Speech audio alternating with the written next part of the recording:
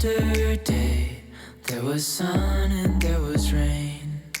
Beauty in the の mundane. 皆さんこんにちは。モノグラフの堀口です。今日も動画を見ていただいてありがとうございます。今日はね9月、スマホのね買い替えの時期ということで、みんなね iPhone をね新しい iPhone 14 Pro、買ってね盛り上がっていて、それをねタイムライン眺めながら羨ましいなと思ってるんですけれども、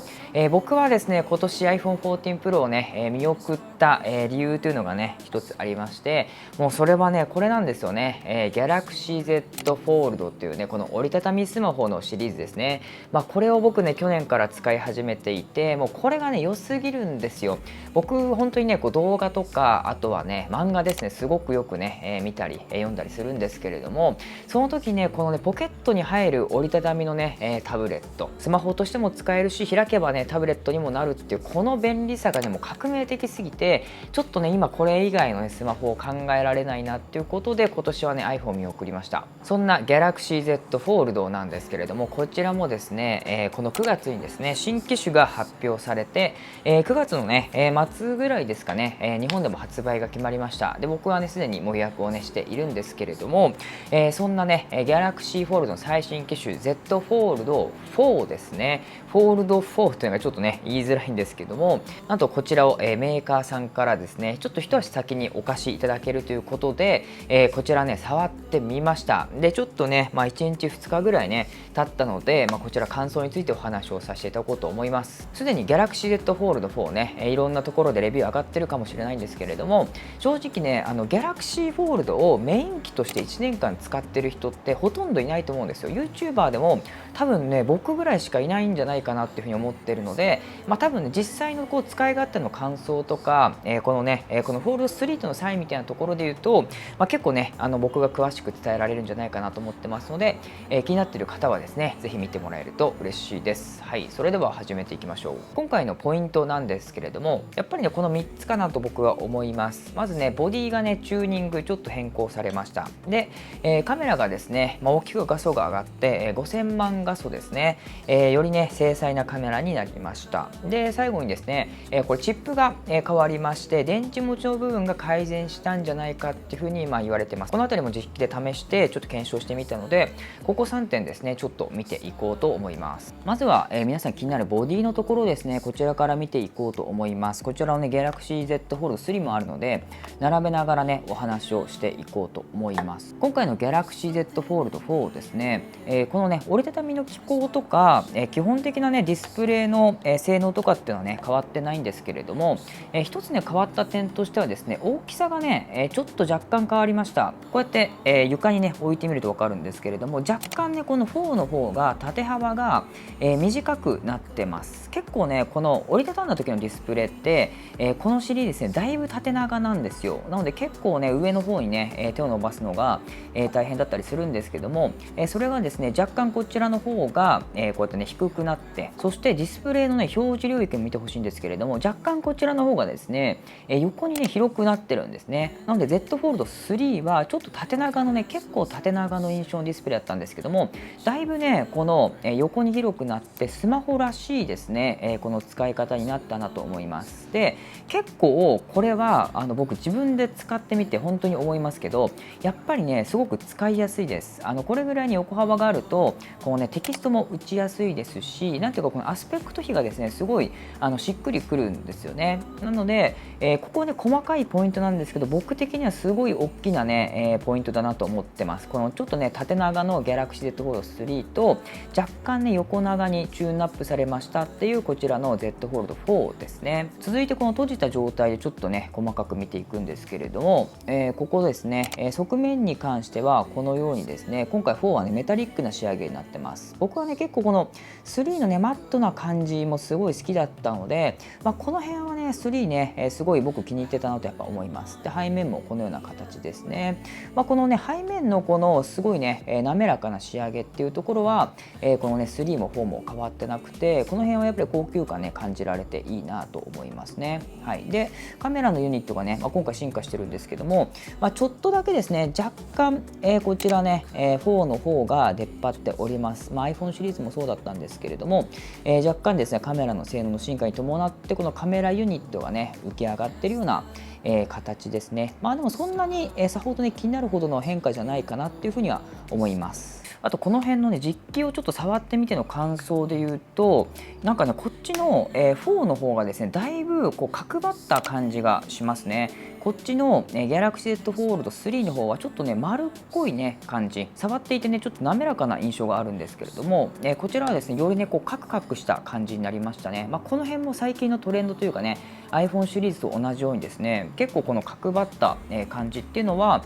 強調されているように感じます。僕は結構ねこの角張ってる感じねすごくピタッとして僕好きなので気に入ってるんですけれども、こっちのね方向に進化してきたなっていう形ですね。開いた状態でもやっぱりね縦幅がこんな感じで狭くなっているので、結構正方形に近づいてきたというかね、こっちちょっとね縦長の長方形なんですけどもよりですねスクエア型に近づいてきたなっていう印象ですね。重さも若干だけねこちら 8g だけ4の方がね軽量化されてます。なので持った時にねそこまで差は感じないんですけれども、徐々にねこうやって軽くしてくれるというのは嬉しいところですね。あとは細かなポイントで言うとこれディスプレイの輝度ですね。この明るさっていうのがこちらのですね4の方が1000ニットということで約ね100ニットですね明るくなってますね。なのでちょっとだけ画面がね明るくなったんですけども、ここも誤差の範囲ですね。そこまでこう目で見て、すごく、ちょっとだけ明るいかなとは思うんですけども、若干ね、この辺が改善されましたっていうところですね。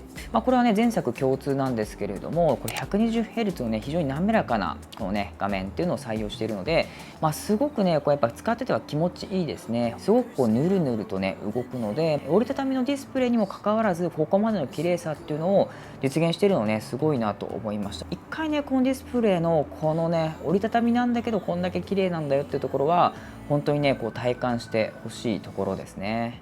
あとはこれね、真ん中の折り目ですね。結構皆さんねここ気になるところだと思うんですけれども、このね Galaxy Z Fold 4でもですねやっぱりこのね折り目の部分っていうのは、まだこんな感じで残ってます。これは本当にディスプレイをオンにして正面から見ちゃうと全く気にならないのでそこまでね使用感に問題はないんですけど、このね残ってるとはいえこの3に比べるとですねだいぶこのくぼみの溝これが、薄くなりました、浅くなりました。本当にあんまりねこの動画だとそんなに差は分かんないかなと思うんですけど、これね触るとねだいぶ違います。こっちの3はちょっとやっぱこうやってねへこんでるんですけども、本当にねこの4に関してはちょっとこのねくぼみがなだらかになっているので、大きなねところで言うと S ペンですね。 S ペン使ってこれね文字体かねイラストを描けるんですけど、僕もねかなりこの機能は使ってるんですけど、これを描いた時のここの引っかかりっていうのがね全然違います。この、Galaxy Z Fold 4だとほとんどねもうこのくぼみ関係ないというかほぼ平面みたいな感覚でこれ描くことができるんですね。なのでここちょっとね地味な差なんですけれども3と比べるとね着実に進化してるなと思うポイントですね。あとこの折りたたみの機構でいうとこのヒンジのところですかね、ここがねまたちょっとね改良されましたっていうことなんですけれども、そうですね、確かに前作よりもですねよりこうねパキッと感が出たというか、開いた時にこうやってカチャッと、しっかりねこの、開いた状態になるっていう、感覚がねちょっとこのねグッとした感じがあるので、この辺もね、改善はしてるかなと思うんですけども、正直ねこの3がかなりねよくできてたので、そこまでね大きな、ここのねヒンジのこの開閉感に関してはそこまで大きな差はね、ないかなと思いました。続いて2つ目のポイント、カメラですね。これも iPhone 14 Pro とね全く同じタイミングで同じような、ね、アップデートが入ったんですけれども、ここですね真ん中の、広角カメラメインのカメラがですね今まで1200万画素だったのが、これね、5000万画素ですね、約ね4倍以上にこれね画素数がアップしました。これによってより拡大してもね画像が荒れにくい精細なね画像っていうのが撮れるようになったんですけれども、それに加えてですねこの、画面がね暗い時は、1200万画素に落として4つのねピクセルを1つに合わせてよりね高感度体制を上げるっていうチューニングもされてます。この辺も本当に iPhone 14 Pro と一緒ですね。とりあえずねこれ実際に撮ったもので比較していくのがね一番早いかなと思うのでちょっと見ていくんですけれども、こちらですねちょっと並べてみました。それぞれね、Galaxy Z Fold 3と Galaxy Z Fold 4で撮った写真ですねというのを並べております。でこちらの4の方は、5000万画素ですね。より細かいねところで、撮っております。で、こうやってね、俯瞰で見た時はそんなに変わらないと思います。なんですけど、ちょっとですねこうやって拡大してみると、ここのねディティールのところですね、ここが、だいぶねパキッと、4の方がですね、パキッとしてるんじゃないかなと思います。この辺がね、ちょっと拡大してみると違うかなというところで、他にも、これもちょっとね並べてみましょうか。こちらもですね、3と4で比べてみた写真なんですけど、結構これは質感の違い分かるんじゃないかなと思います。同じ場所で撮ったんですけれども、だいぶですねこちらの、4の方が、このね明暗がくっきりしていて、でかつねこの解像感っていうところも高まってるんじゃないかと思います。これは結構ね撮ってて綺麗だなと僕もね思いましたね。そこからですねポートレートモードとかですかね、この辺も撮ってみたんですけれども、まずねすごい優秀だなと思ったのはこのね、ストローですね、これしっかり認識してくれます。しっかりストローのね、境界線まで分かった状態で背景ぼかしてくれるので、すごくね綺麗だなと思いますし、あとね、自撮りですね、これGalaxy Z Fold シリーズすごくねいいんですけど、こうやってね開いた状態でこのねメインカメラを使ってこの画面を確認しながら、このね動画だったりね写真を撮ることができるんですね。で、これでね自撮りのポートレートとかですねちょっと撮ってみたんですけれども、こんな感じですね。結構この被写体も綺麗に、そして背景もね割と自然にぼかしてくれてるなっていう感じですね。若干ですね3だとこの背景というか境界線のところがちょっとね、曖昧かなっていうところがあるんですけど、だいぶね4だとここのねディティールのところもくっきりね、分けてくれてるんじゃないかなと思います。この辺はやっぱり優秀ですね。結構このポートレートモードはね物撮りとかでもよく使ったりするので、これはね本当に嬉しい進化だなと思います。あとカメラの部分だとちょっとやっぱ試してみたかったのが、これポートレート動画っていう機能があります。最近ねiPhone 14のシネマティックモードがね、すごいっていうふうに言われてるんですけど、正直僕はこのね Galaxy シリーズのポートレート動画もかなりいいとこ行ってるんじゃないかなと思っていて、これね撮った動画です。本当にね背景自然にぼかしてくれながらですね、ちゃんとこの被写体のところもですね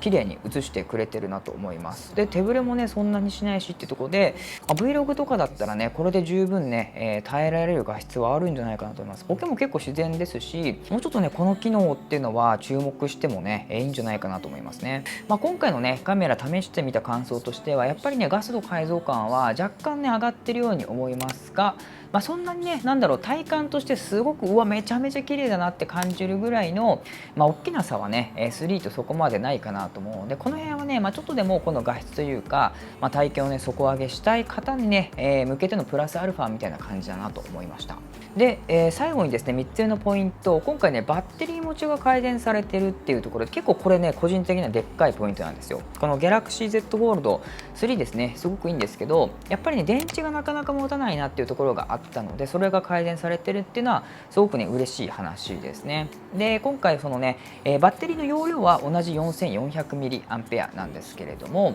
このねチップが変わりまして、スナップドラゴンのね8プラスかな、こちらに変わりまして、非常にねバッテリーの効率が良くなったっていう話ですね。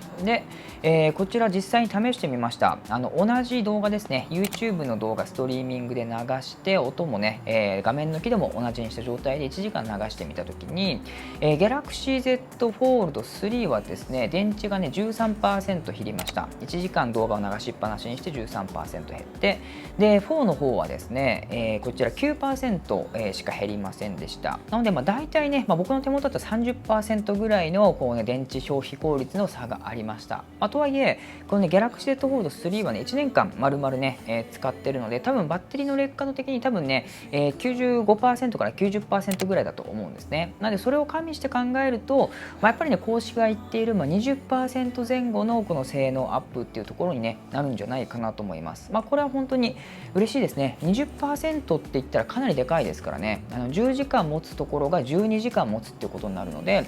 結構体感値としてもね、違ったものに、ね、なるんじゃないかなと思います。で、あとね使ってみた感想としてはね、結構ね熱くなりますね。このスナップドラゴンの新しい、ね、チップが言われてるやつなんですけども、発熱がが結構するんですよね。なので結構電池食ってるんじゃないかなっていう感覚はねこの使ってる時はあるんですけど、実際はねあんまりねこの電池自体は減ってないなっていう感じでした。この辺はあったかくなるけど、そんなに心配はいらないよっていう感じなのかなと思いますね。でここまでこのね新機種 Galaxy Z Fold 4、触ってみて、最後に、ちょっと今の時点での、この4ね買いか否かみたいな話ちょっとねしておこうかなと思います。まず、今回ね値段が、こちらですね、24万9700円ということで、約25万円です。ちょっとねもうこの辺のね価格に関してはいろいろ他の、他社も値上げをしているので、あんまりね驚かなくなってきたんですけど、去年とそんなに変わらないので、円安でね、他が高くなってる中で言うと、割とね頑張ってる方なんじゃないかなと思います。とはいえ、普通にねその辺のこうタブレットとかパソコンと同じぐらいの価格するので、やっぱりね勇気がいる値段だっていうのはねちょっとあるかなと思います。なのでこれがね、将来的に20万円切ってくるとねめちゃめちゃ魅力的だなと思うんですけど、まだまだねちょっとマニアックというか、ハイエンド向けのスマホだなとは思います。ただ僕は、ね、その価値は十二分にあると、信じているので、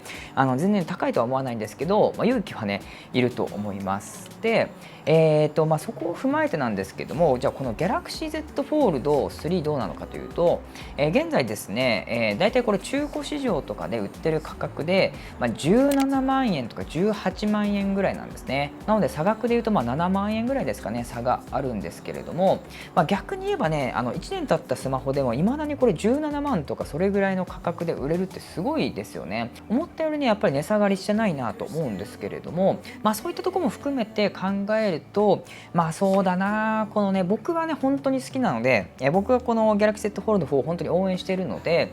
買うんですけど、普通の人が新しくこの折りたたみスマホをこれから買うっていうところで考えると、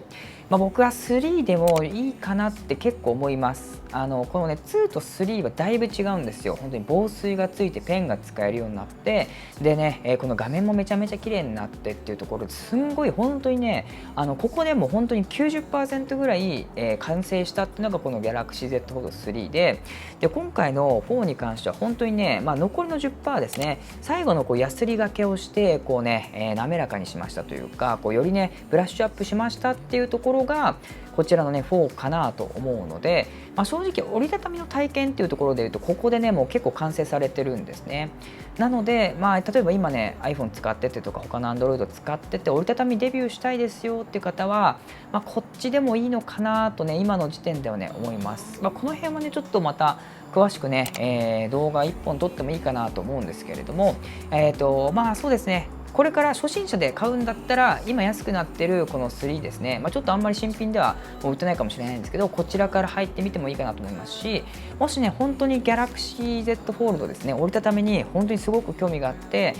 後悔のないね1台買いたいっていうんだったら、僕はねこっち買ってもねいいんじゃないかなと思います。やっぱりカメラ綺麗ですし、電池持ちをね、伸ばしてくれたっていうのもありがたいし、個人的に一番ねしっくりきてるのはこのね、サブディスプレイの縦横比なんですよね。結構今までは縦長だったんですけど、だいぶこのね、スクエア感というかスマホに近い感覚で使えるようになったっていうところで違和感もね少ないんじゃないかなと思います。僕はもうこれ予約してあるのでこちらをね、メイン機としてまたね使っていこうと思うんですけれども、僕が感じた正直な感想としてはこのようなところですね。でもうちょっとね、この辺に関しては検証にしていこうと思いますので、もしね皆さんのところでもここが気になるとか、これとこれだったらどっちがおすすめですか、それこそ iPhone 14 Pro とこっちだったらどっち選びますかとかね、そういった話もしね気になることありましたら、コメント欄でねぜひ教えてもらえると嬉しいです。それではまた次の動画でお会いしましょう。モノグラフの堀口でした。バイバーイ。